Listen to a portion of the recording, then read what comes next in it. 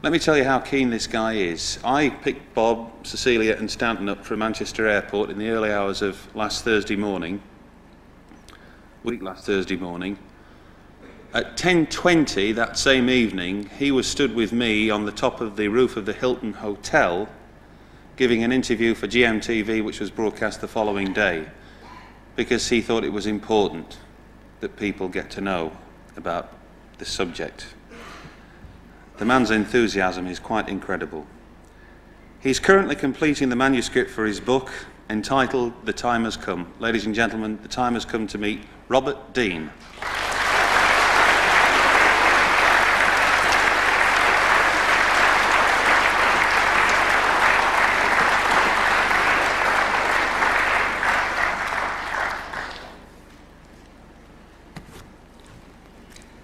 Thank you for that warm welcome.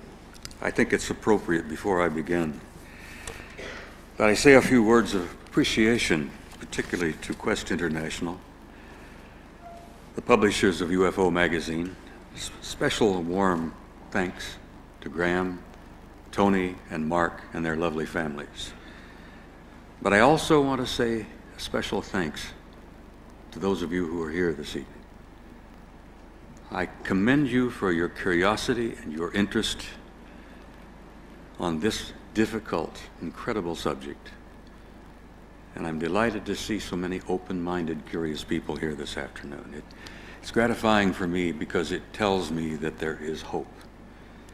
I've been involved in this field for a number of years. There are times when I get kind of discouraged.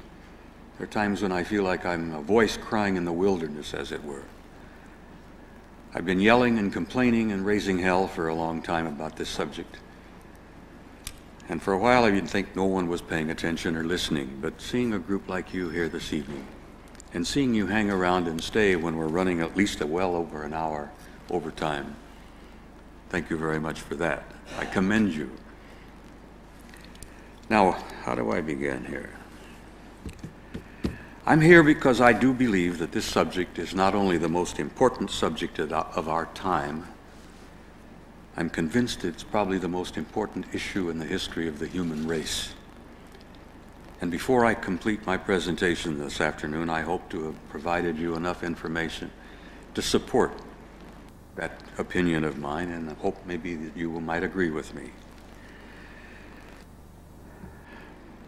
I really don't talk about UFOs much anymore because there are no such things.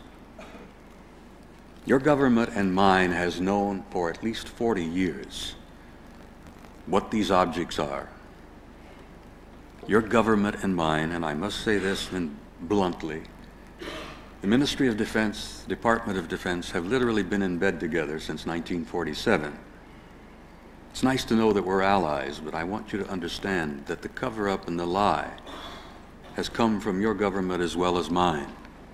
They're both guilty. That's another reason why I'm speaking out, and I'm very angry about this, because as I say to the American people, the American taxpayers who pay the bills, you not only have a right to know the truth on this matter, you have a need to know. And I'm damn sick and tired of bureaucrats lying to the people, whether it's in London, Leeds, or the United States. The lying has got to stop. It's time to tell the truth on what I consider to be the most important issue in our history. Now, before I begin, it's also important that I give you a couple of quotes that I believe are important. Quotes that I think that are very appropriate to this subject. And I ask you to think about these quotes as I continue with my presentation. One is from the first act of Hamlet, where the young prince says to his good friend, he says, "There are more things in heaven and earth, Horatio, that are dreamt of in your philosophy." And that's certainly true.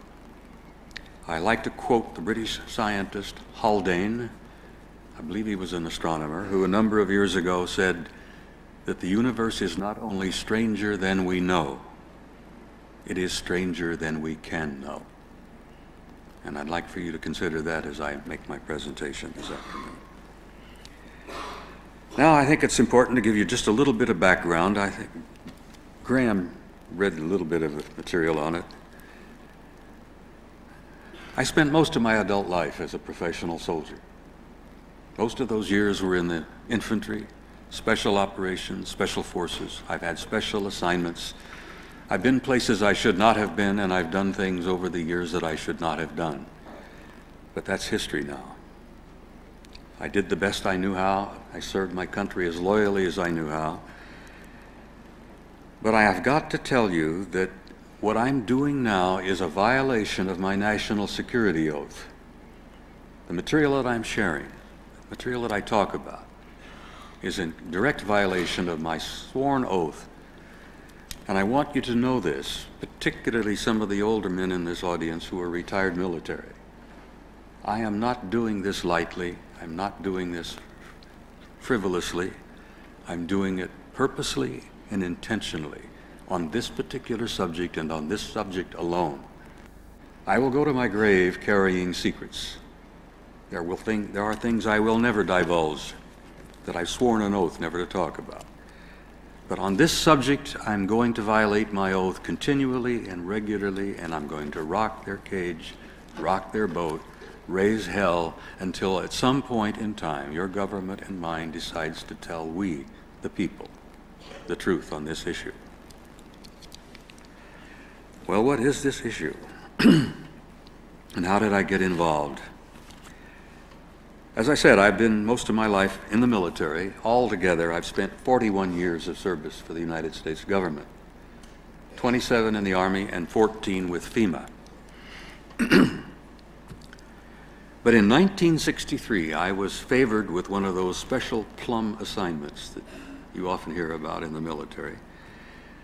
I was assigned to the Supreme Headquarters Allied Powers in Europe in 1963. It was an opportunity to take my family to Paris. My kids went to high school in Paris. I spent almost 5 years in Paris, working at SHAPE headquarters just outside of Paris at a little town known as Rocancourt. I stayed there until the late summer of 1967. And at that point, I helped move the headquarters from Paris up to its present location just outside of Brussels. General de Gaulle decided in 1967 to withdraw from the military alliance, and as a result, we were forced to pick up the entire headquarters and move it up to Brussels. France remained a member of NATO, but they withdrew from the military alliance, and they are still separate from the SHAPE military alliance. I arrived in the summer of 1963. I had a top secret clearance at that time. I was immediately given an upgrade of a cosmic top secret clearance, which was and still is the highest level of clearance that NATO has. I had to have a cosmic clearance to work in the war room, a place we called SHOC, the Supreme Headquarters Operations Center. When I arrived in '63, I learned of a study that had been initiated in 1961. This study had been the result of some very, very awkward and difficult events that had been happening in Europe. Will you put the first slide up, gentlemen? This is the seal of the SHAPE headquarters, where I spent 5 years of my life. The study was initiated in '61, and it was initiated by a British air marshal by the name of Sir Thomas Pike, one of your famous, highly decorated World War II heroes. Sir Thomas at that time was the Deputy Supreme Allied Commander in Europe. He worked very closely with my boss, General Lyman Lemnitzer, an American 4-star Army general who at that time was the Supreme Allied Commander in Europe.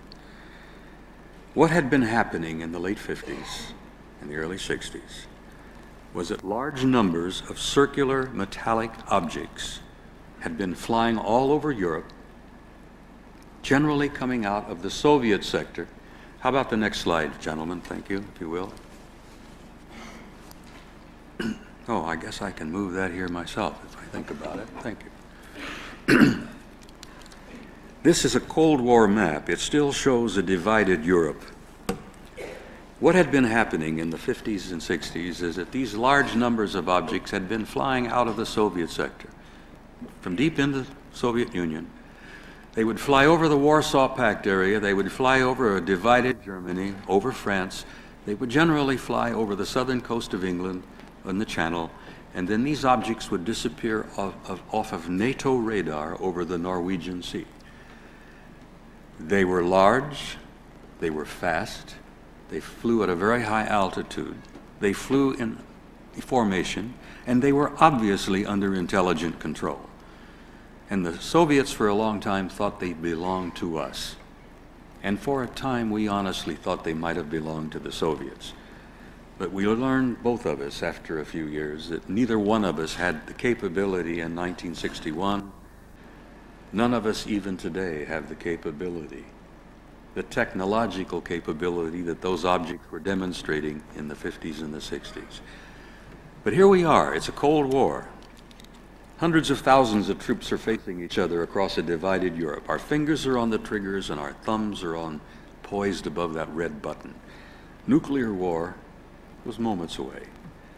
And the last thing we needed was go to war with the Soviets for the wrong reason at the wrong time. And these unusual objects were stirring things up regularly. Well, after a particularly exciting, I say, it's probably the best word I can come up with without violating my code of ethics here.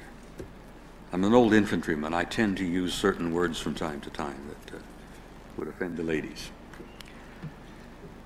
After a particular event on the 2nd of February, 1961, 2 o'clock in the morning, all hell broke loose, literally. The war room erupted. We went on red alert. The Soviets were on red alert. They closed Berlin. They sent up aircraft. We sent up aircraft. It was all over in about 16, 18 minutes. But for about 18 minutes, it was just hell. We were really close to the war. Air Marshal Pike decided at that time that he'd had enough of this. He wanted to know who these things were, what they were, where they were from, why they were here, and what was happening. Well, they initiated a study in 1961. They called it an assessment. The document itself was roughly 1.5 inches thick, and it was supported by about 8 inches of appendices and annexes. There were 10 appendices and annexes.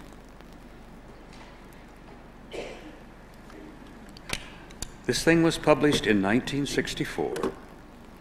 Copy number 1 was given to the Secretary General of NATO, who had funded this research. Copy number 2 went to General Lyman Lemnitzer, my boss, the Supreme Allied Commander in Europe. Copy number 3 was placed in the vault in the war room where I worked. In those years, we worked on 12-hour shifts.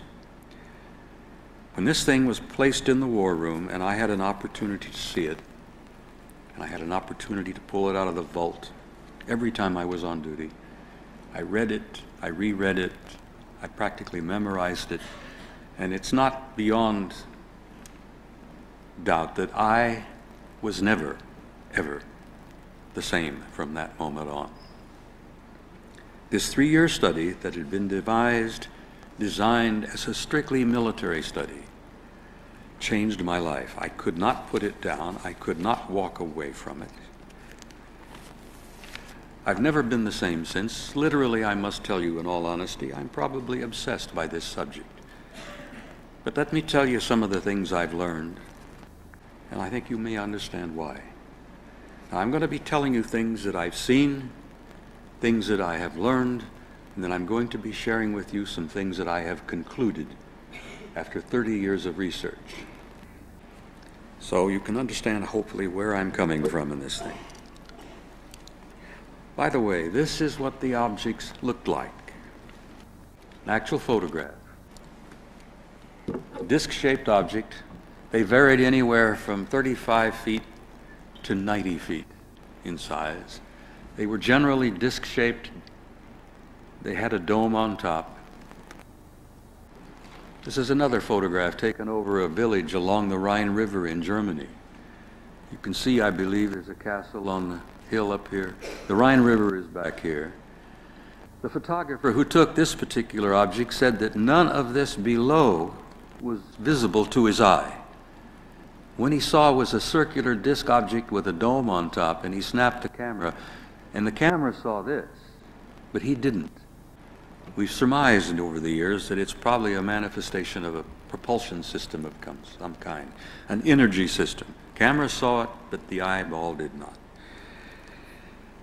You can turn off that particular projector, fellows, right at the moment, if you will. This study was designed as a military study to determine was there or was there not a military threat involved. They titled it an assessment. It had a subtitle of an evaluation of a possible military threat to Allied forces in Europe. After 3 years, some of the conclusions were absolutely mind-boggling. They still are. I must tell you at this moment that in 1964, when this study was concluded and published, I was to learn later that your government and mine knew most of this material and most of these conclusions as early as 1949. But they decided they could not share that with you. They didn't trust you. They didn't consider you were mature enough, emotionally mature enough to deal with this subject. You couldn't handle this reality because you go running hysterically through the streets. I resent that. I disagree with that then. I disagree with it now. And as I said, I demand that they tell us the truth. These 8 inches of annexes and appendices, however, contained the meat of this study. They were the aspects of the research that contributed to the conclusions. I just want to read a few of these annexes. There was one on radar and electromagnetic effects. There was one on optical and light analysis. There was an annex on photographic and holographic analysis. There was one on historical research and evidence. There was one on metallurgical and technical analysis. There was one on atmospheric physics and meteorological studies. Biological analysis and autopsies, and I'll touch upon that a little bit later. Sociological studies and implications, psychological studies, the mass effect of this subject. And the last and not the least, and the one I think probably is one of the most important over the years, is the theological implications and the worldwide impact of what this subject might mean. And I think that's probably one of the reasons why the lid has been placed firmly down, why they classified it cosmic at that time, why this report is still in NATO files, still declared cosmic top secret, and is still considered to be probably the most sensitive document NATO has. Now, what was this study all about? When they finished it up and I had a chance to read it, it not only had an impact upon me, it had an impact upon every one of us in the war room. There were colonels and generals and admirals, and there were air marshals and commodores, squadron leaders. Everybody who saw it was affected by it. No one of us have ever been the same. Let me tell you basically what the study concluded in 1964. The planet Earth, and apparently the entire human race, is and has been the subject of an extensive, intensive, and massive survey and examination by several, remember that, several extraterrestrial civilizations. This study has been extremely thorough and detailed. These civilizations have demonstrated not only high intelligence, but an extremely advanced technology that may possibly be hundreds, if not thousands, of years beyond our own. Evidence collected and studied by this report indicates that apparently there is some kind of a process or a plan unfolding.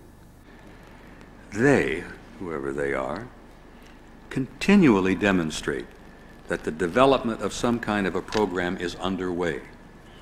They could see that in '64 as a result of the 3-year study. Over the years, we've seen it continue. We know it even progresses to that today. There is something happening, something is unfolding, there's some development taking place. That's why I consider it so crucial that people pay attention and inform themselves about what's really been going on. The evidence in this report leads to the conclusion that this survey or program has been going on for a very long time, possibly several thousands of years. Military intelligence analysis have concluded that there did not, repeat, did not appear to be a major military threat involved. The conclusions seem to indicate that if they were either malevolent or hostile, there was absolutely nothing that we could do at that time. And I have got to tell you in all honesty, there's absolutely nothing we can do at this time.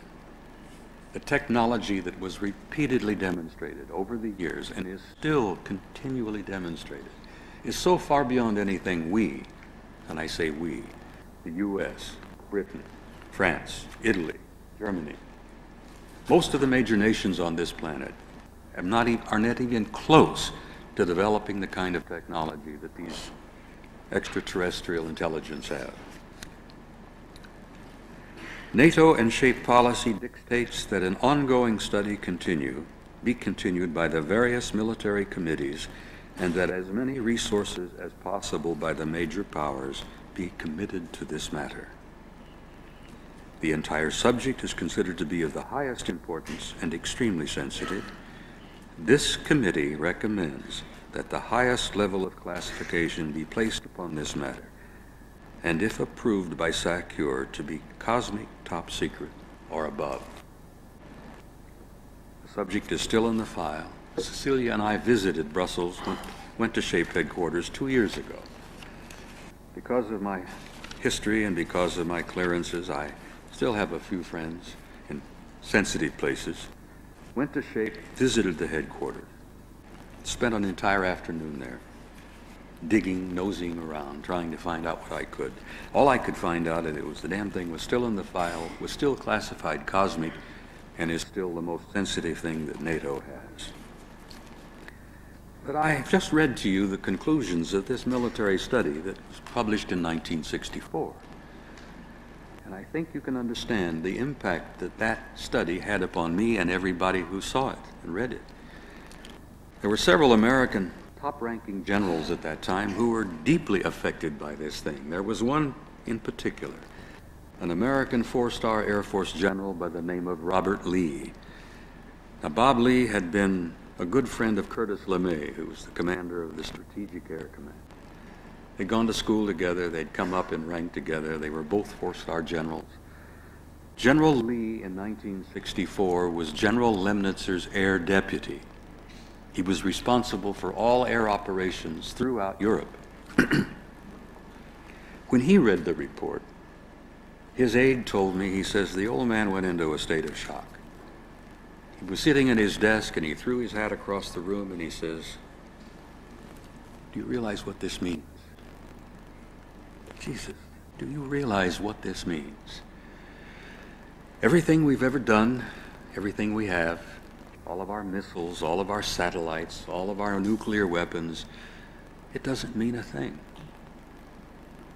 He was in such shock about it that I think he retired early. He retired within a year of being exposed to this study. This study had that kind of impact on almost everybody who read it and became a part of it. It had an impact on me. It launched me on a 30-year synthesis of trying to figure out not only what was happening. This was a beginning for me.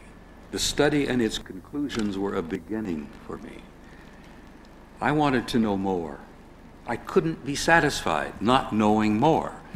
And for the rest of my career, until I retired in 1976, I was a complete nut. Some of my friends would see me coming, and they'd say, oh, Jesus, close the door, here comes Dean. Keep his nose out of our files. I would go and visit, and I had the clearance, and I would call in old debts and old favors, and I would stick my nose in their files.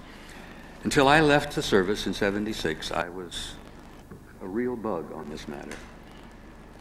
I learned more and more, and the more I learned, the more I wanted to know. I wanted to know what the military knew. I wanted to know what the politicians and the scientists knew. What they knew in '64 was only the tip of the iceberg. I wanted to know what it was all about. My initial research as the military was, who are they, where are they from, and why are they here? And that was my impetus and my drive for very many years. I learned very quickly that there was no simple, easy way to learn anything about this, that there was no discipline that I could ever follow that would give me a clear and understandable picture of what was happening. I found out most of our great scientists were specialists in their fields, historians, psychologists, atmospheric physicists, whatever, atomic physicists, nuclear physicists. Every one of our great scientists have this narrow specialty field that they spend their lives working on, and they know very often very little about what's out on the sides. They know their discipline, they study it, they devote their life to it, but they don't necessarily have the time and the discipline to broaden their perspective and broaden their view. Well, as a trained intelligence analyst, a man who has no numbers or letters behind his name at all, a man who at that time had not even finished his university training, I was a rabid nut about trying to find the answers to this. And as I said, I'd been trained to be an intelligence analyst. So I began to ply my skill as an intelligence analyst to this research. I found that I had to dig into history, I had to dig into philosophy, literature, mythology, anthropology, geology, theology, many of the hard sciences, and I had to even get into art and music before I began to get what I considered to be an overall perspective of what I thought was happening. Now, I must tell you, what I'm sharing with you this evening is my opinion. It's a result of 30 years of my synthesis, my personal search, my personal odyssey. I don't want one of you to leave this room this evening believing anything I may have said because I said it.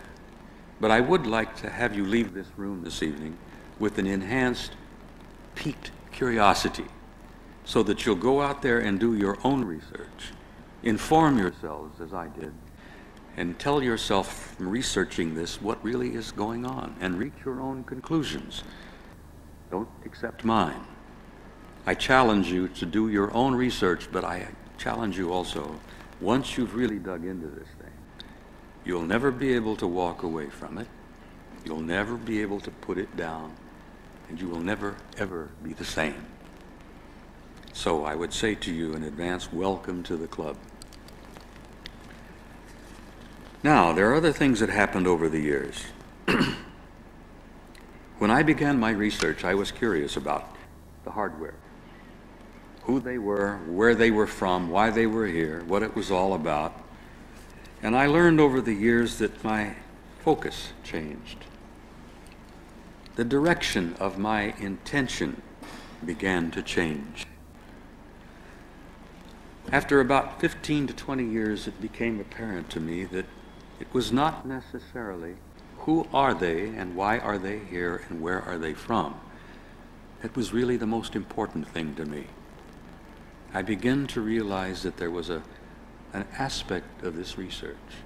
There was a component beyond the hardware and the reality of extraterrestrial visitation. I became aware that there's what I call a spiritual component to this matter, which I have concluded is roughly 90% of this entire thing. Beyond the hardware, beyond who they are and where they're from and why they're here. What's really important to me in my studies today, and I challenge you again, because I think once you get involved with this yourselves, you'll probably come to the same conclusions I did. What's really important is who are we, where did we come from, how did we come to be here, what is our life and the meaning of our life all about, and where are we going as a species? And that has become the central focus of my research over the years. I don't investigate UFOs anymore. The evidence for their reality, as Stanton has told you, is overwhelming. We have an abundance of data. We have an overabundance of data. We don't need any more data to prove the reality of UFOs or extraterrestrial spacecraft. What we do need to know is what's it all about? What is really happening? What is the meaning of their being here at this particular time? What is happening in the world today that they're interested in and involved in? What should we begin to pay attention to? Well, I'll share a little bit of what I think is really happening here. Now, before I left SHAPE headquarters in 1967, the SHAPE military people knew that there were 4 different groups that we were dealing with. There were 4 separate extraterrestrial intelligences involved. When I retired in 1976, the military knew, at least the U.S. military, and I am assuming the British as well, knew of at least 12 different groups that were coming and going and involved with us. I've been told by friends who are still working in high places, people who seem to know, people whose information I trust, that there may be well over 100 different groups coming and going from God knows where. The one that interested the generals the most in 1964 and 1967, the one that drove them up the wall, was the one group, 1 out of the 4, looked exactly like we do. And I don't mean similar, I mean exactly. So much so that they could sit next to you in an airplane or in a restaurant or in a theater, and you would never know. You would literally never know. And that bothered the admirals and the generals a lot, because we military have always been, we are trained to be paranoid. It's the nature of our game. The idea that there could be alien intelligence looking so much like us that they could walk up and down the corridors of SHAPE headquarters. They could walk up and down the corridors of the Pentagon. One day at lunch, a lieutenant colonel, a U.S. lieutenant colonel, says, "My God, man, do you realize they could even be in the White House?" Well, there was a little forced laughter at that point, because a lot of us, particularly we Americans, have had some misgivings over the years about who was ending up in the White House. I will share briefly with you that I have some misgivings about the present occupant, but I won't go into any specifics on that issue. It bothered him a lot that one of these groups looked so much like us, and I'd like to twist that around if I may. It's not that they look like us, we look like them, and there's a very good reason for it, and I'll touch upon that.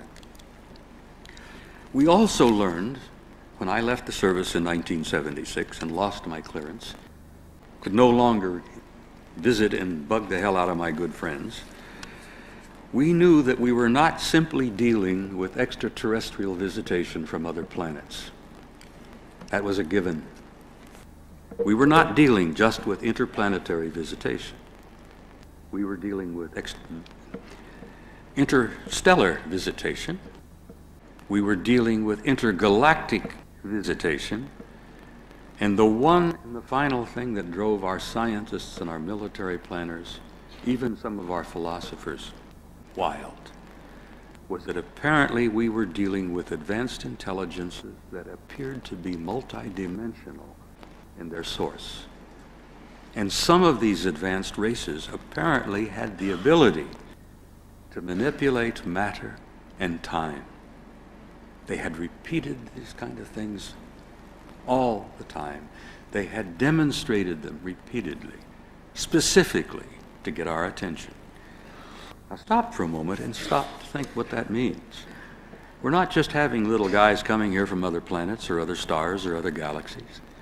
We're having advanced intelligences here interrelating with us, interested somehow in us, interested enough to come and be involved with us, that apparently are multidimensional, and some of those more advanced ones can manipulate time and matter. My God, that turns our old Newtonian Einstein physics absolutely upside down. The only people who I know today who can even begin to deal with this kind of reality are theoretical physicists. There are quantum physicists in Great Britain, there are quantum physicists in the United States. Many of them are working together at large U.S. universities, who apparently are on the edge of grasping what multidimensional visitation is all about. I'm not a physicist, I'm not a scientist like Stan. I can't begin to tell you what a dimension is for that matter. I'm told we live in 3, and that's quite a simple world that we have around us. I'm told that time and space is the 4th. Theoretical physicists have told me that there are as many as 10 different dimensions.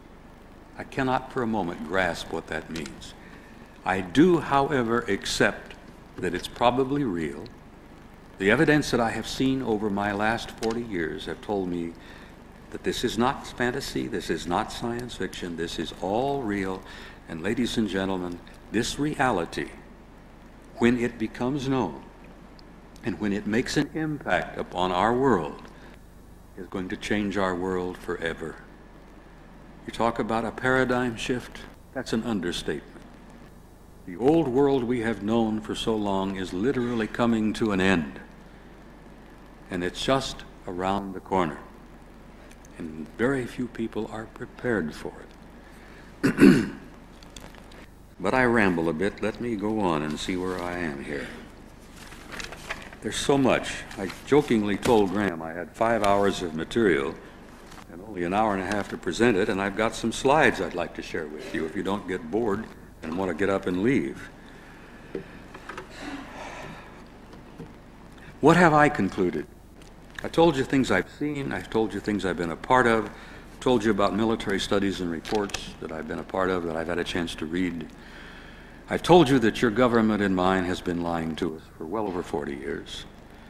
I told you bluntly that basically they're scared to death about how to tell you some of the things they've learned because they don't know how you're going to deal with it.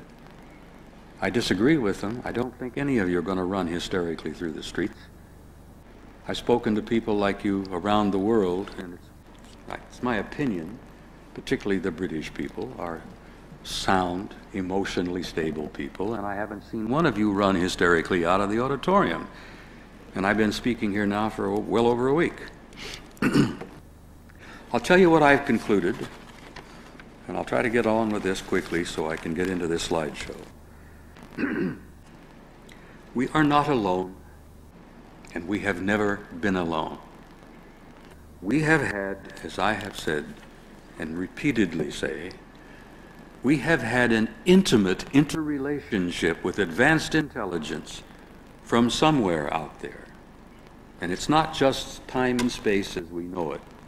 I say somewhere out there, I'm talking about different dimensions as well. The human race has had a continual, intimate interrelationship with advanced extraterrestrial intelligence from the beginning of our history. Now there's more, and it's a little sensitive. It's somewhat sensitive in a theological way. I have concluded that the human race, us, we, are a hybrid race.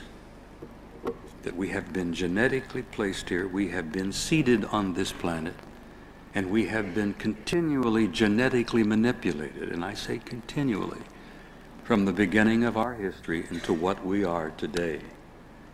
The process is still going on. It's still underway. It has not stopped. And the abduction scenario and all of the things that many of you are beginning to pay attention to and are learning about is real, and it's happening. This intimate interrelationship is intimate. They're involved in our genetics. They're involved in our racial development. They're involved in our evolution. They have been involved in that since the beginning of our history. Some of them over the centuries, thousands of years, hundreds and thousands of years back.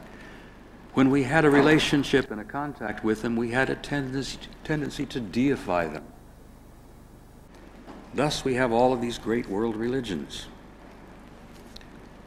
That's also a sensitive subject to get into, because I flatly state, in my opinion, after many, many years of research, that every major world religion on this planet has had its origin from extraterrestrial sources. And every great theological philosophy and every great book, from the Bible to the Bhagavad Gita to the Quran to the writings of the Buddha, every one of those tells essentially the same story. I have gone on the line and I have put my neck out on the block, literally. I'm too old to worry about it. I'm too damned fractious to pay attention to it.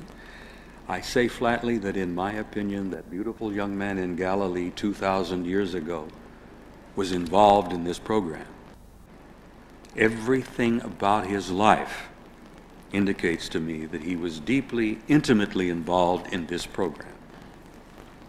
He said as much while he was alive. He said, "I'm not from here. This is not my kingdom." He said, "In my Father's house are many mansions out there." He says, "I have other flocks. I have other sheep." He repeatedly made these things clear, but nobody grasped what he was talking about. He said to the people at the time, he said, "You are as gods. What I do, you can do, and even more." He was trying desperately to get us to grasp and understand who and what we were. We were no great cosmic accident. We were no coincidence. It was important. There was a reason we were here, and he tried to explain to us. It's in the Quran, it's in the Bhagavad Gita, it's in the writings of Buddha. Every great religious teacher from the beginnings of our history has said essentially the same thing. But this is sensitive material. I made a comment at a conference one time in Dallas, Texas, which, as many of you probably know, is what we call in our Bible Belt. And after I had finished, I saw this little heavy-set dude coming at me. Had a Bible tucked under his arm, and I thought, oh boy, I'm in for it. I had visions of us rolling on the floor here, he and I. Because Dallas is kind of a fundamentalist South there. Thank God I didn't get attacked. He grasped me, hugged me, kissed me with tears in his eyes and said, "Son, that's the best explanation of what I've been studying and living with all my life that I have ever heard. God bless you." Give me a kiss and disappeared. I say this to you because I'm convinced that almost everybody out there, including any type of Christian you could find, any kind of Muslim you might find, any Buddhist or Hindu you might find, if they are presented this information in the proper way, will accept it and understand it in the proper way. Now, what am I getting out here? What am I trying to say here? I'm trying to say that I believe the time is coming very, very soon that every major religion on this planet will probably collapse in ruins. I tell you that honestly because I see it happening. I see it beginning to occur. They're falling apart. The reason they are is they're not giving you the spiritual truths you need. I say also that when that time comes, I will be happy to see it happen. I will be pleased. Every major religion in ruins, literally around our knees, because at that moment and at that time only, we, the people on this planet, will be able to build something new, and we'll build something better, and we'll go on from there, and we'll devote our future to true, pure spirit rather than religion. We have, over the years, butchered each other and shed blood in matters of religion much more than we have politics. I would like to see religion sort of fade away, become history. I'd like to see us all begin to grasp who and what we are. Understand that there is a basic spirit within us. There is a spark, a divinity within us, that we are all the same. It doesn't matter what color we are, or what church we go to, what language we speak, what political party we belong to. None of that matters. What matters is we are human beings, we are children of God, we are immortal beings, we are infinite beings, and we're all the same. We are brothers and we are sisters, And we're going to have to reach that conclusion and come to that conclusion very, very quickly, or we're not going to be able to go out there and take our place in that infinite universe of intelligence unless we do begin to grasp that we are one people from one tiny planet with one future. And we're going to have to go out into space and take our destiny out there and take our rightful place out there as one people. They're not going to allow us to come out there with our hatreds and our savagery and our bitterness and our bestiality. The stuff that's going on in Bosnia must stop. The stuff that happened in Rwanda must never happen again. We've got to grasp that we are one species, one race, from one little tiny planet with one future. And we have to go out there together, or we may not go out there at all. Now, this is what I have concluded. These are some of the things I have reached after 30 years of research. I share them with you honestly and bluntly, and I tell you, don't believe me necessarily, but that's what I've concluded after 30 years. I understand, I see, I feel, I perceive that there is a door being opened for us. The UFO is a part of it. The crop circles are a part of it. The appearance of this beautiful lady who keeps showing up from time to time here, there, and everywhere. The Christians call her Mary, the Mother of God, Mother of Christ. This beautiful lady has been in our midst and been involved with us since the beginning of our history. She's been appearing here, there, and everywhere. That is the same part of the same overall event. The crop circles, the UFOs, the appearance of the beautiful lady, the abductions, the fact that we are growing spiritually, we're beginning to pay more attention. It's all a part of this much larger whole. Tells me that a door is being opened for us out there to come out and take our place and see our destiny out there with the rest of them into this infinite universe filled with intelligent life. But we're going to have to do it as one people at one time together, or we're not going to make it at all. Now, I don't know how I'm doing on time. Graham? Slides, Bob. I've got a little time yet? We can put the slides on. All right, let's go back to the next slide, please. Oh, I have them here. I can do it. Thank you. Now, during my years of research and study, as I said, I studied the history. I wanted a broader perspective of what was happening. And I began to study art, history, literature, and I began to uncover some fascinating things that I never knew before. What you see in front of you is a religious painting that's roughly 400 years old, and it's about the life of this young man from Galilee, by the way, this carpenter, this young Jewish rabbi. But I show you this painting for a particular reason. I want you to look in the background and look at some of these interesting clouds back here, particularly that one and this one. And I thought to myself, those are fascinating. A meteorologist friend of mine says, those are lenticular clouds. Damn it, don't you know those are lenticular clouds? They're very commonplace. You see them all the time. And I says, well, that very well may be. Here's another painting with lenticular clouds in the background, involving the life of the young man from Galilee. Looks like a disc with a dome on top. Now, that could be my imagination at work. But I'm teasing you. There's more.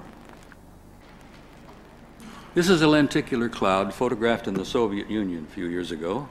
It was observed by a considerable number of people, and then it was observed to fly away at a high rate of speed. I wasn't aware lenticular clouds could do that. Here's another one. This hovered all by itself, no other clouds, hovered for at least an hour. A number of people stopped and looked at it because of its unusual shape. That lenticular cloud also was observed to fly away at a high rate of speed. Another picture of a lenticular cloud. Same thing, same story. Well, there's a purpose in my madness here. What am I getting toward here? Well, I'll show you. A series of photographs taken at Fort Belvoir, Virginia in the late 50s, a large U.S. military installation. A bunch of young soldiers were out training one afternoon. One of them had a camera, and they're sitting taking a break, and they look up in the sky and they see this. And they said, "Holy conniption, what's that?" And they continued to watch, and they continued to take pictures, and this strange circular object in the sky proceeded to change right in front of their eyes. You can still see the rim, but they continued to snap pictures and they continued to look, and their mouths were hanging open by this time. And this thing continued to turn itself into a cloud, and after it had done so, it flew away at a high rate of speed. The point I make is simple. The next time you're cloud watching and you see lenticular clouds, you may be indeed looking at a lenticular cloud. But then again, you may not be looking at a lenticular cloud. Look carefully, pay attention. This is a lenticular cloud photographed in Denmark 10 years later, several thousand miles away from Fort Belvoir. An identical object. You can see the rim inside there. This was observed by a large number of people. This particular cloud had a kind of a jellyfish extension down here, but then they watched a while, and after a time, it too flew away at a rather rapid pace. Another lenticular cloud, interestingly enough, moving smartly from right to left. You can even see the rim here. Now, in my opinion, ladies and gentlemen, there is a hard piece of hardware inside of that, with intelligent beings inside of that.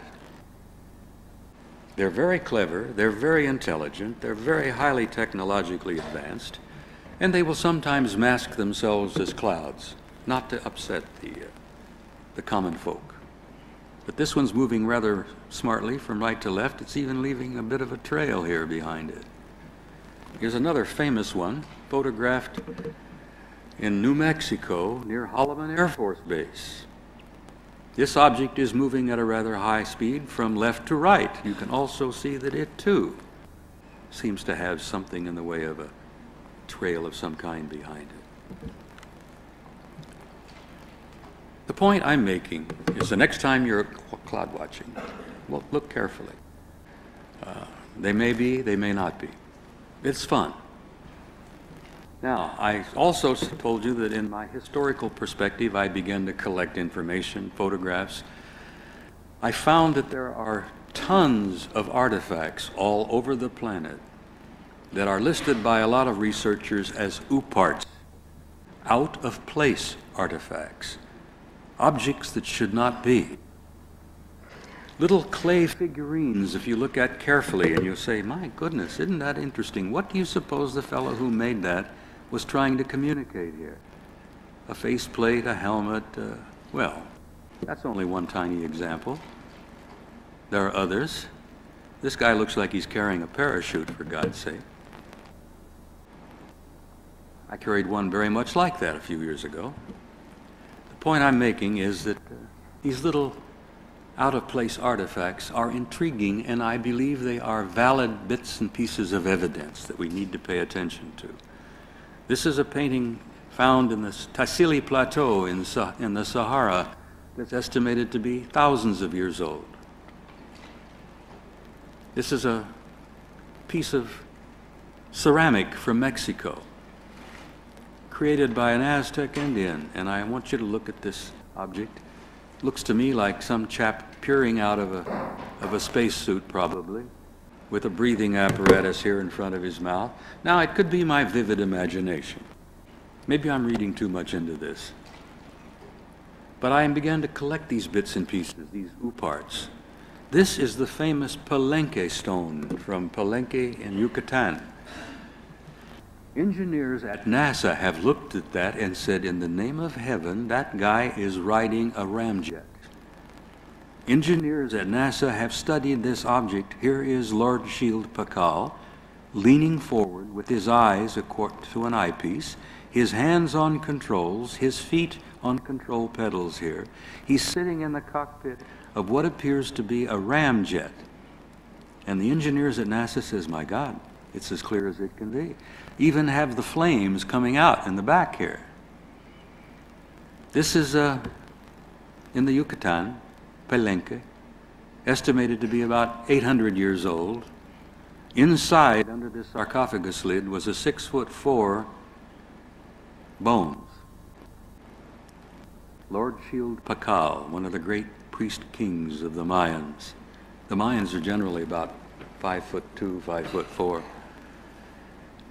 Everybody's been intrigued by this. And archaeologists don't even want to talk about it because they can't explain it.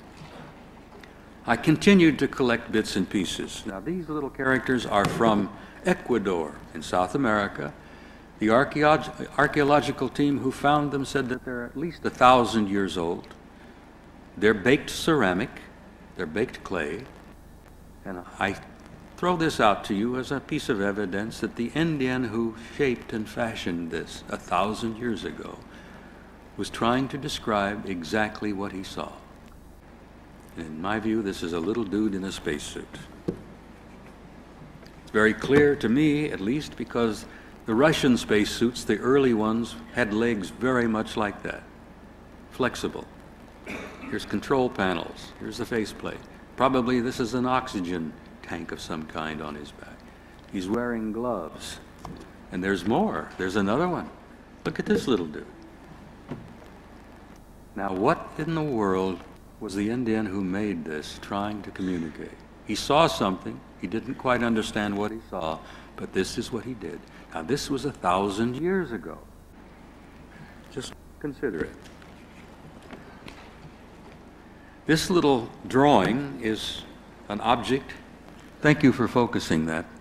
This little drawing is an object that happens to reside in the museum, the archaeological museum in Istanbul in Turkey. I owe this to Zechariah Sitchin, who found this and put it in his latest book. The museum staff at Istanbul does not like to explain or display this thing because they don't know how to explain it or display it. But if you look carefully, you'll see what I say to be a little guy in a spacesuit. Here's his boot, here's his helmet, here's the eyepiece. He's got his arms on some kind of controls of some kind, and so help me God, there are 3 thruster booster rockets on the back, very much like what you find on the U.S. space program in the shuttle. Sharp point here. Can you guys focus that just a wee bit? Now, this is what we call an OOPArt. This is an out-of-place artifact. This is something that shouldn't exist. This was estimated to be roughly 4,000 years old. They've estimated its age at 2000 BC. Now, what in the world was going on 2,000 years before Christ, where little dudes are flying around, apparently, in something like this with thruster rockets on the back?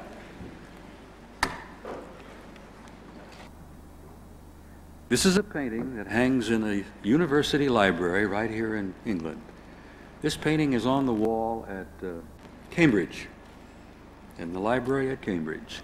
It's a Flemish painting that was painted in 1710, and it's a religious scene. It represents the baptism of the young man from Galilee. But I want you to look up here. Now, this is an artist in 1710, and what has he drawn here? What is this circular object with this light in the middle? What are these beams coming down from it? And what did he know in 1710 that we are just now beginning to pay attention to? So I found a photograph taken just a few years ago of a piece of solid metal that's flying in the sky. This is a legitimate photograph of a UFO, and I want you to look at the light here, whatever that may be. Play with it, look at it, wonder what in the world is that kind of a shaped object doing over a scene about the life of the carpenter from Galilee, beaming rays of light down. And here's an actual photograph of one of those things. This is a famous Lolodov plate. It's another OOPArt, it's another inexplicable artifact. It was found in Nepal by a Russian archaeologist right after World War I. It now resides in the Berlin Museum, and they don't know what it's made out of. It's a combination of metal or ceramic. You tap it and it rings like a bell, but the museum will not let anybody cut into it or drill into it. It's estimated to be several thousands of years old, and I throw it out to you as a challenge, as a temptation, as a tantalizing piece of history. Particularly, I point out to you that on this Lolodov plate here are a number of scenes that I find particularly intriguing. Thank you, guys. Look at this. Now that could be simply a streamlined shape, but look down here. Those of you who studied UFOs and the entire phenomenon, this is a little gray if I have ever seen a little gray. He is exactly what we see when we see little grays. And this is a little male. If you ladies will forgive me, it's very clear here that he has an appendage there, which clearly identifies him as a male. But this is on an out-of-place artifact. They don't even know what it's made out of, and even beyond that, this Berlin Museum artifact has a tendency to change its weight. They put it on a set of scales to weigh it. They forgot and left it for a time, and they came back later, and it had shifted its weight. It gets heavier and it gets lighter, and no one knows how in the world that happens. This is the famous Lolodov plate, an UPART, an out-of-place artifact. But I share it with you because I'm particularly interested in this symbol right here.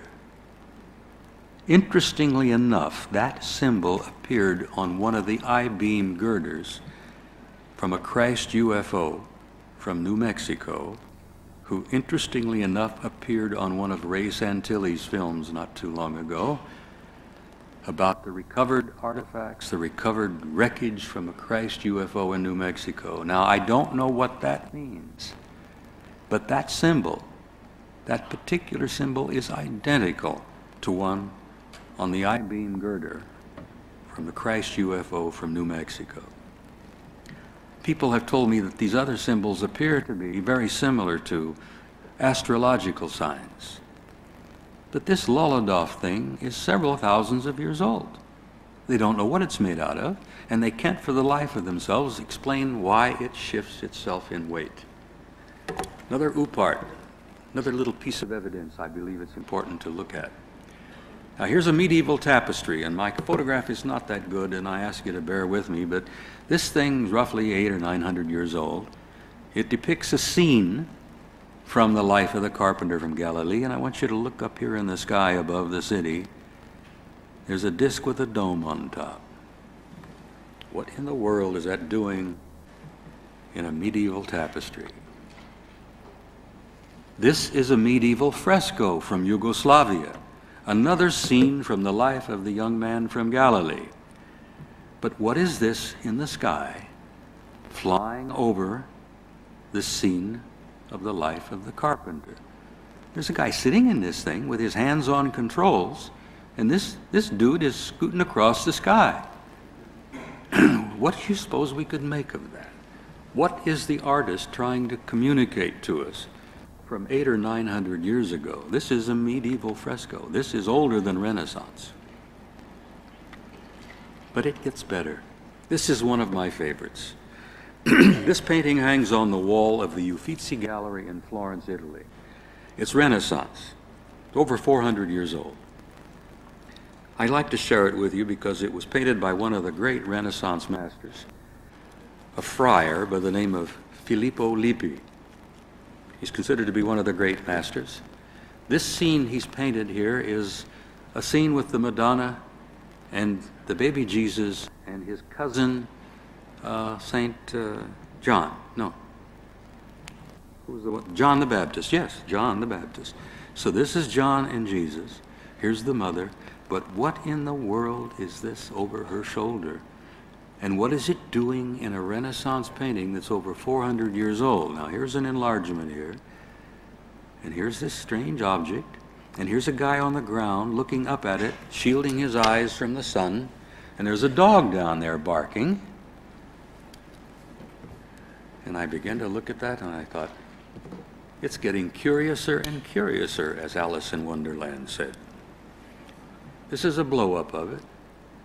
Here's the guy shielding his eyes, looking up. The dog is barking. The reason I share this with you is that object in this 450-year-old painting is identical to an object that was watched by roughly 40 people at a place called Bonaire, New Guinea, a few years ago, a mission school run by an Anglican minister named the Reverend Gill. Now, the Reverend Gill and all of his students went out from the mission school and watched an object that they described almost identical to this, hovering over the beach. This thing sat there silently, hovering over the beach for about an hour. The kids got excited and they jumped around and waved. They saw people coming out and walking around a deck up here. Human beings walking around a circular deck. So the kids got very excited. And they were waving and yelling and jumping up and down. And after a few minutes, the Reverend Gill and his students noticed that one of the human beings up on top looked over and waved back. The thing went about its business. It looked like they were working up there on something. This thing is hovering silently over the beach at Bonaire.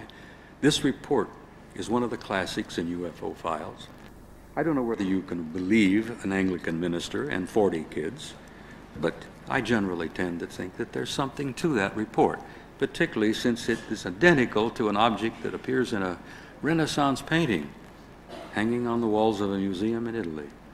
Another what I call OOPArt, an interesting little bit of data that I think needs to be examined. Here's another one. This painting is 200 years old. It appears to represent God giving the tablets to Moses, the Ten Commandments. But what do you see in the sky here? If you look at these closely with a magnifying glass, they're circular disc-shaped objects with domes on top. Now, in the Dead Sea Scrolls, these objects are known and described as chariots of glory. Little piece of information there for you to play with. Chariots of glory. Am I being too blunt on my approach here? Are you with me? Thank you. Now, let's go back a few years. These are cave paintings from the Pyrenees between France and Spain. These paintings were discovered a number of years ago. They've been dated at least 20,000 years, and in some cases closer to 40,000 years. Now, these are either early Cro-Magnon or Neanderthal. Now, these artists were very good. I want you to look at some of these figures here. The horse, the boar, the mammoth, another horse, I think, an elk, a bull. Look at this, a buffalo of some kind, a bison. These artists, 20,000 years ago, were good artists. Some of the most beautiful paintings we've ever seen have been found in those caves in the south of France and northern Spain. But I show you this because I want you to take a look at a couple of other things. Look at this, and these, and this, and these, and up here. Now, a number of French researchers became intrigued by these and began to do some research on their own, and they cataloged much of these paintings. French are very good at this sort of thing.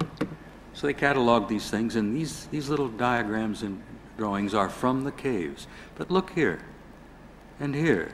And what do you suppose these dotted lines mean? I think that the point's well made. Here's some more. Look down here. Let's move along. These appear on the walls of caves that were painted roughly 20 to 40,000 years ago. Look at this one example.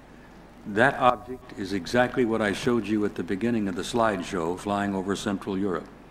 Exactly the same shape. Look at this.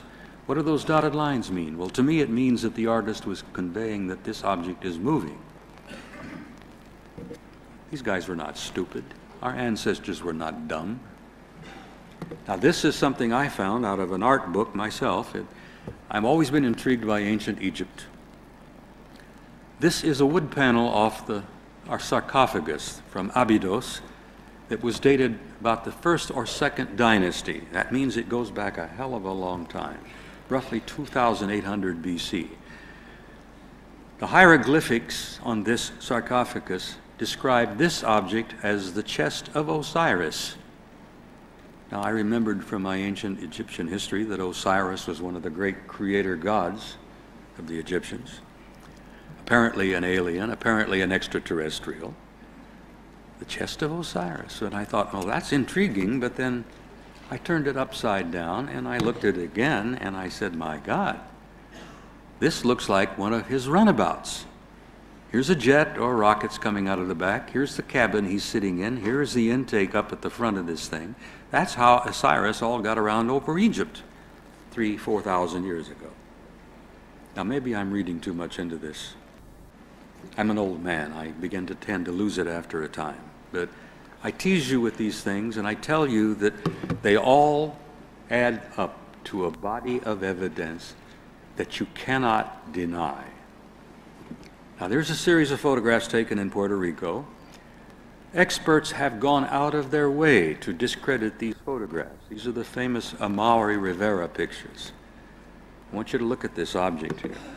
The only problem the experts who are trying to debunk and explain this away is that there were a couple of hundred people on the ground watching this whole event as it was taking place while Rivera was taking pictures. What you see here, and this has been published in Quest International UFO book, is a U.S. Navy F-14 Tomcat. And look at this object and look at that light in the middle. Almost identical to the one I showed you before. Almost identical to the one that appeared in the 1710 Flemish painting. Look here. This Tomcat's quite impressed with this object, flies all around it, made several passes. It was the sound of the jet that attracted the people's attention. Because he'd come in and make a pass, and then he'd throw in his afterburners, and people stood and said, what in the hell is that? There were roughly 200 people watching this series of events. The skeptics don't know how to explain away the 200 people. But here you have this Tomcat again, an F-14, flying off of a U.S. aircraft carrier. And here you have a disc with a dome on top and a dome on the bottom. I find it interesting. It's simply another case that I think needs to be looked at. This is a famous photograph photographed in New Jersey, USA, a number of years ago. This object hovered over a reservoir, a water reservoir, for a couple of hours, caused enough excitement that roughly 300 people stopped their cars. It was late in the afternoon, evening, middle of winter. The reservoir was frozen solid. This object is hovering over the frozen reservoir. People stop their cars, and there's a traffic jam. There's a real jam, real congestion. People stop, get out. The roads are crammed with people. The police showed up, and the police watched the series of events.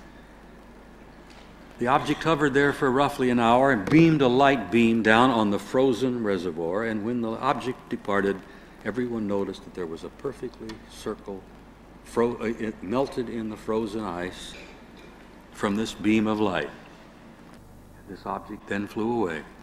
Roughly 300 people, never got onto the front pages of the New York Times, never got onto the front pages or got into the evening news. Typical U.S. The media ignores this kind of thing. I think they do it here as well. This is a famous Concorde picture. We're getting close to the end of this thing. British scientists, French scientists, some Germans, I think some U.S. guys, a number of years ago during an eclipse of the sun, hired a Concorde and flew from the United States to Europe or to the north coast of Africa, following the eclipse so they could photograph it. The Concorde is clipping along, about 1,800 miles an hour.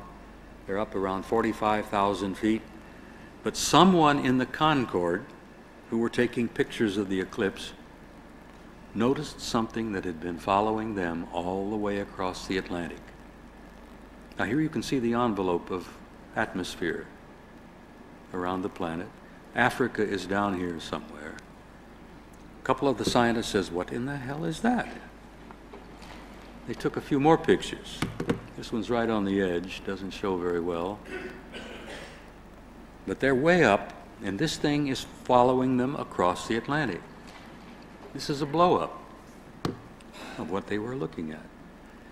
Now, in my opinion, this simply is a spacecraft, an alien craft, a very highly developed technical craft, and there are guys inside of here that were probably taking pictures of the scientists in the Concorde who were taking pictures of these guys inside of here. And this sort of thing has gone on for years. Another interesting little anomaly, a photograph from World War II of something found by the Russian army in the middle of winter, half buried in the ground. These are Russian soldiers back here, an armored personnel carrier, but what do you suppose this strange shaped thing is? Doesn't look like a Messerschmitt to me. Another fascinating little anomaly, an object that was being pulled out of the Norwegian Sea by a Norwegian fishing trawler a few years ago. One of the crewmen took the picture, and the picture survived long enough to get published in a newspaper in Europe. What in the world is that they're pulling up out of the Norwegian Sea? What a strangely shaped fish that is.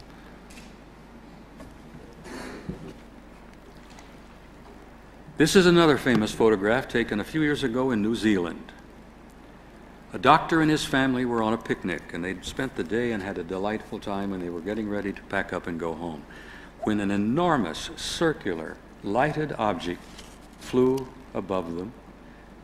The doctor says this thing was gigantic and it was slowly spinning.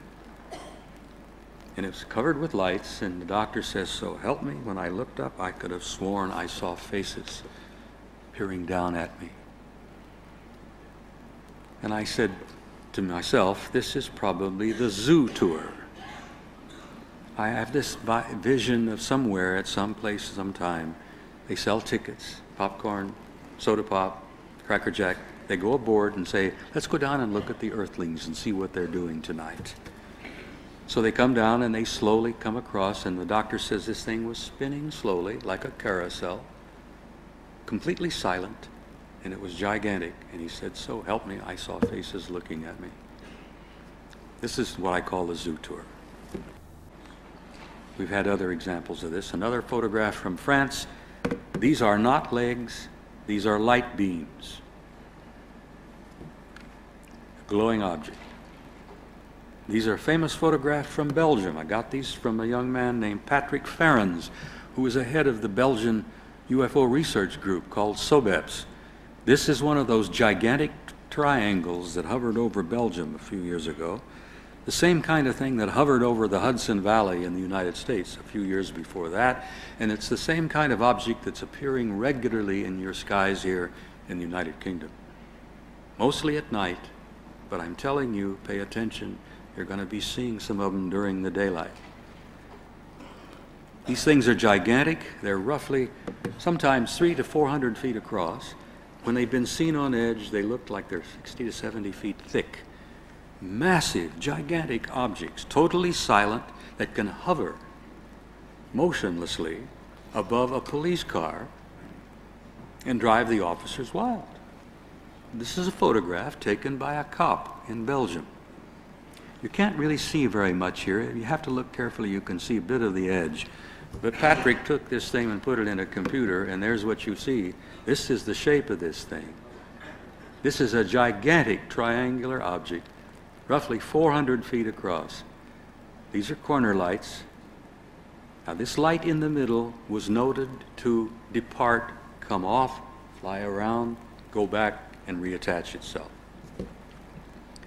Now, who is behind this? What's really happening here? The next series of pictures were taken by the federal police in Mexico just a few short years ago. They thought they had a major drug operation going on. They'd seen all these lights in the sky at night, and it was their job, of course, to track down the druggies. And the federales devoted a lot of time and energy, and they gave cameras out to their officers, and they went out at night and started taking pictures. When the officers brought the photos back to the office, the commandante had a fit. He practically had a fit. He says, "What in the hell have you guys been doing? What the hell is this? You've been out drinking tequila or something." And they say, "No, Commandante, these are what we saw in the sky at night." Now, these are real. The federal police took these pictures. Many witnesses observed these things flying in the skies at night. Should they have appeared on the front pages of your newspaper, of the U.S.? Did any of us in the United States see these on the evening news? No. I wonder why. Look at that. I can tell you this is not a drug operation. If the drug runners have got this kind of hardware, we're in big trouble. Look at this one. To me, that's absolutely beautiful. Very similar to one that was photographed over Gulf Breeze, Florida, not too many years ago. Look at that.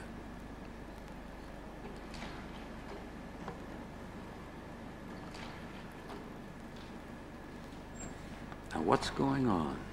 This is a daylight picture. This is not by night. This is another object shaped a little different with a dome, lights around the edge, and the dome down here. These things are in the skies over Mexico all the time. Now, let's move along quickly. These photographs, I have to apologize to you, are not that clear. These are NASA photographs taken by Apollo astronauts on or near the moon a number of years ago of things they saw. This is the object. This is a bit of a blow up here. Here's the object again, blow up. Every one of our NASA Apollo astronauts, every one of them who made that trip to the moon and back, saw these objects. A circular disc with a dome on top. The guys were so excited about it, many of them wanted to talk about it, but NASA flat told them, if you talk about it, you're going to jail. This is this object. At the photograph, you can see there's a little bit of a trail behind it. They were photographing the moon's surface, and this thing flew in front of them. I resent these pictures because I had to go to a Japanese researcher to get copies of these. These were taken by my astronauts, taken with cameras bought and paid for by the American taxpayer, with film bought and paid for by the American taxpayer.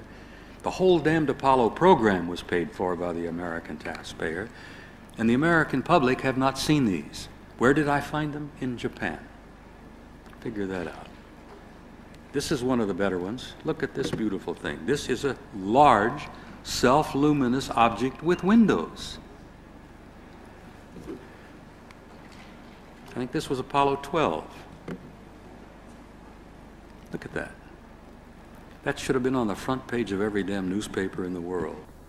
But they wouldn't do it, they wouldn't dare do it, because they would have then to try to explain to you what it was. Now, ladies and gentlemen, this is a little photograph, what I believe to be an authentic, legitimate, real picture of one of the little gray dudes. This was taken in Mexico. He apparently was alive and well. And you study the photograph, you can see a little bit about his clothing, the wrinkle of his neck, the little jumper he's got on. There are lines in his face. You know, of course, that there are roughly 4 different groups of little grays. There are the little tiny dudes with the round heads. Then there are several other different types, and then there is one group that is roughly 6 feet tall that are almost human. Some of the little guys do not appear to be a species or members of a race. When they've been found in these crashed discs, and the medical examiners have checked them out, they've concluded that they are biological androids. They're clones. They have no reproductive capability. They have no alimentary tract. They have no rectum. They have nothing that indicates that they are reproducible, or that they can even eat. They have no teeth. They have little membranes in their mouth. British medical examiners who examined and autopsied a number of them from a crash disc near Timmensdorfer, Germany in 1964, conducted the autopsies and said, my God, every one of them were exactly the same. It's like they were cut from a pattern. No reproductive capability, no alimentary tract, every one was absolutely identical. Now, that doesn't mean that all of the grays are laboratory products, but some of them are. And they just make them. This is another picture from Mexico, which I found particularly sad because this is a photograph of a crash and a little survivor of a crash in the United States a number of years ago. And this little baby only lived about a month. You look at it carefully and you look at it closely, and these little fingers are wrapped around the thumb of the nurse here. And when I look at this and I look at those little eyes, it's haunting to me. I can never forget them. This little creature didn't make it very long. She was a female, and she was inside one of these crashed discs. They tried to keep her alive, but they weren't successful. Now, I'm closing with a couple of pictures like Tony shows earlier, and I'm doing this on purpose.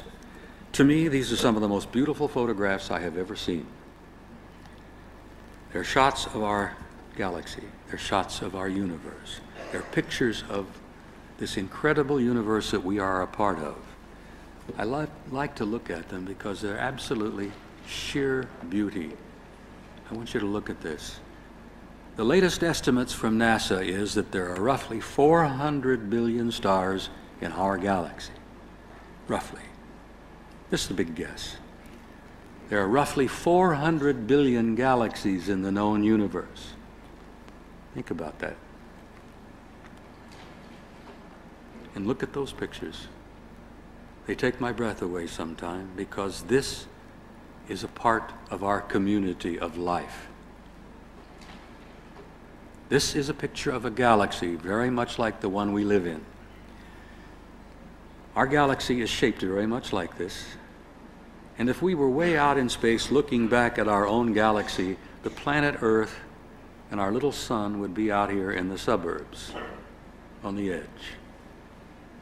I show these to you because I think if they give you what they give me, it's give a sense of perspective, and it's almost a sacred feeling that I have about life and the universe. Over the years, and this is probably the most beautiful photograph of all, and this is the last one in my slideshow. And I show it to you because I want you to look at that beautiful living creature. Over the years, I have concluded that life, consciousness, intelligence fills the universe. You are immortal beings. You are living systems. You are living on a living system. We are part of a solar system, which is part of a galaxy, which is part of an infinite universe, literally teeming with intelligent life. And it's conscious, and it's aware. And there's a purpose, and there is a reason for every bit of it. There is a purpose, and there is a reason for you. In my opinion, you're not an accident. You're not a great coincidence. You're not a great galactic mistake. You are a purposeful, immortal being, and there's a reason you're here. And you're on your way to something greater than any of us can ever begin to imagine. And I'm not talking about religion. I'm not talking about the church. I'm talking about pure spirit. Now, I leave this up, and in closing, I must say something to you. We're in for some difficult times. They've already begun, and they're going to get worse. In the next few short years, you're going to have worldwide geological cataclysms of one kind or another. They've already started. You're going to have worldwide famine. You're going to have worldwide wars, disasters, plagues. Everything in the book of Revelation that you've ever read as you were a Christian going to school, everything you've ever read in the Bhagavad Gita, if you're a Hindu, it's all the same. We're all in for some exciting times. And I say that as an understatement. We're in for some difficult times. But I want to leave you with something as I close. Something that means a lot to me, and I hope it means something to you. It's important that we not give in to fear. In the years ahead, as things become difficult, and I mean really difficult, and the shock of some of these realizations. You're going to see governments collapse, you're going to see churches collapse, you're going to see a worldwide economic collapse. Remember this, if you remember nothing else. Count Leo Tolstoy, a great writer, a great philosopher, a great poet that I've always admired. Tolstoy repeatedly said, "There is something in the human spirit that will survive and that will prevail. There is a light that will not go out, no matter how dark the world becomes." And in the spirit of that light, I want to say to you, God bless you, thank you, and good evening.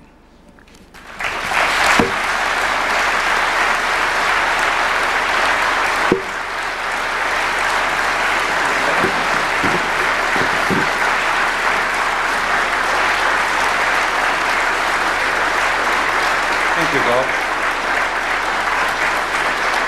Thank you.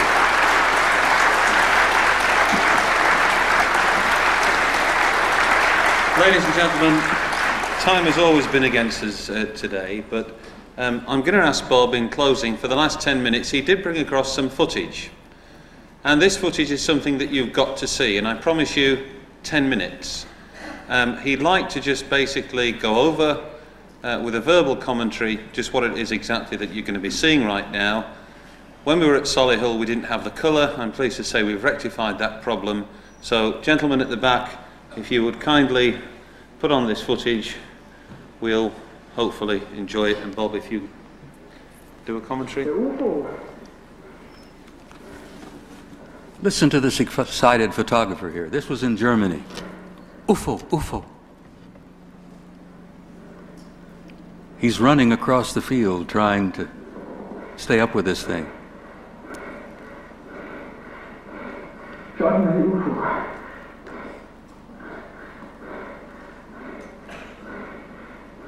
Any of you have ever seen one of these, you can understand his excitement.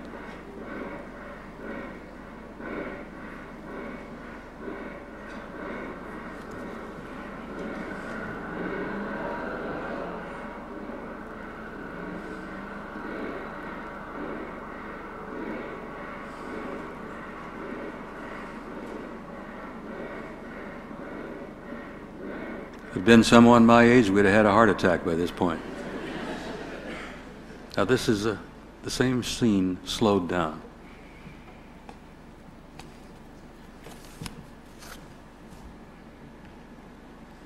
There does appear to be something in the way of a diffuse energy expression down here underneath this thing, a different kind of color.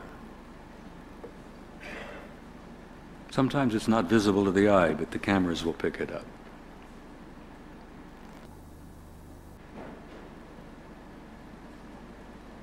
I can imagine there are guys sitting inside of that thing saying, I wonder what they think of this. What do they make of this?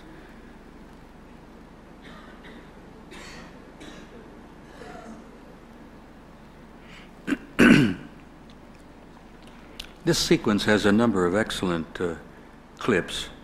Sadly enough, it's not professionally tied together. There's no auditory following here. There's no...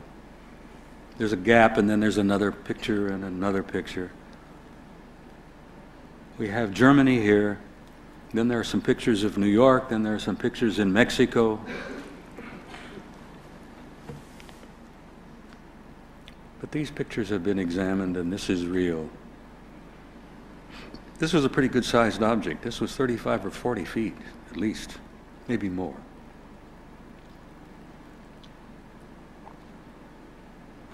Now you'll see a moment that we're going to have a split screen here. You're going to have pictures from Mexico compared with pictures from Germany. There you go. This is Germany. This is Mexico.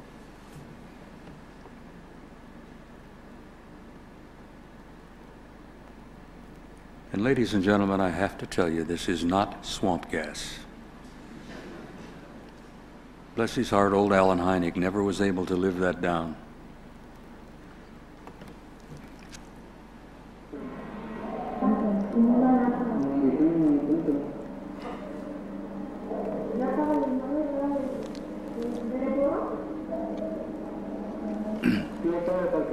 Is this Carlos?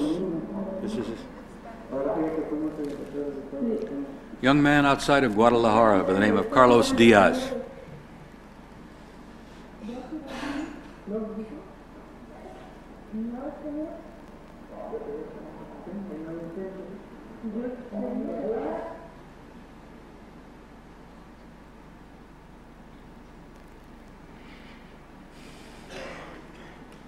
These pictures have never been shown in the United States, either on the evening papers or the evening television news.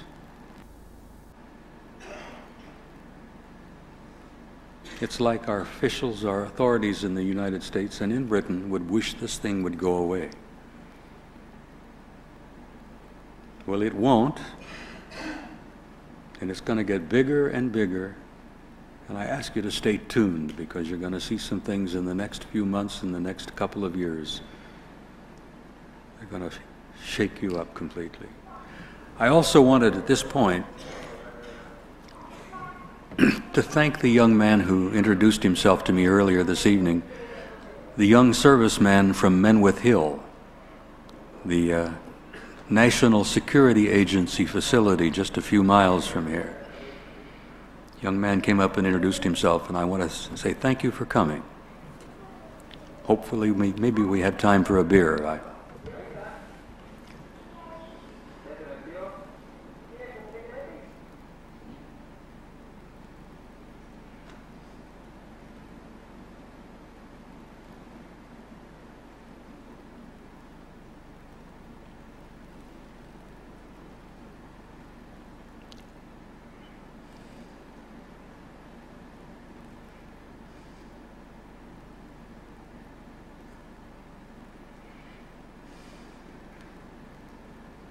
The object is not jumping, the cameraman is.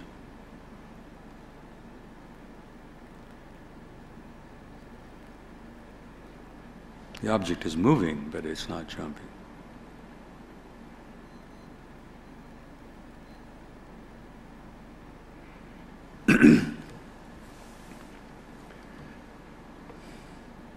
These are all fairly recent,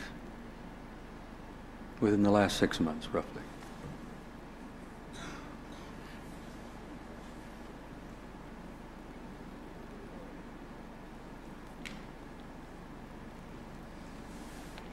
Now, this is a picture taken in New York not too long ago. There's a party on board a ship.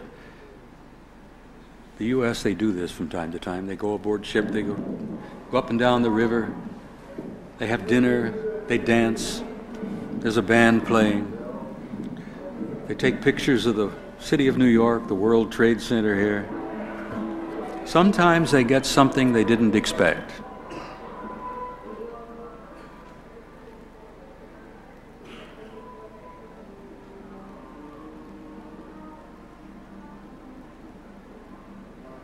The World Trade Center.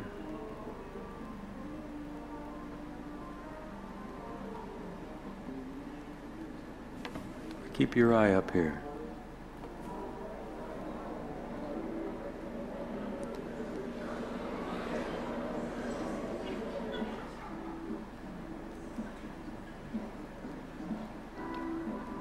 Wonder what that was. I have this uncanny sense that we're taking pictures of them and they're taking pictures of us. I would like to see some of their pictures of us. I'll bet those are buttes.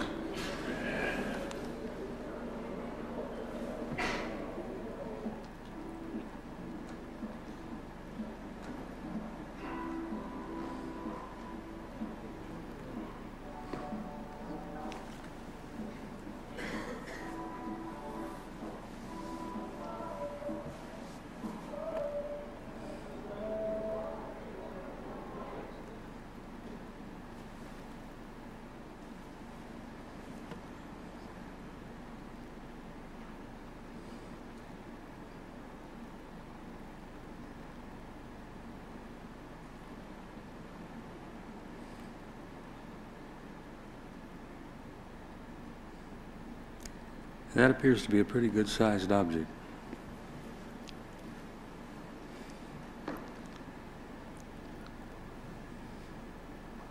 Thank you, Bob. Is that it? That's not the best stuff, but that's about all we have time for, I suspect. Thank you, Graham. Thank you, good people. I appreciate it.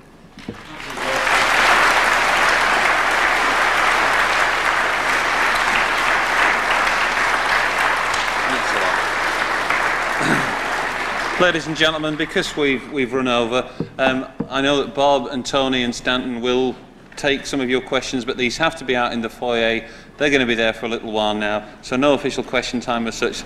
We'll be back here on Saturday evening, April the 27th, here in Leeds.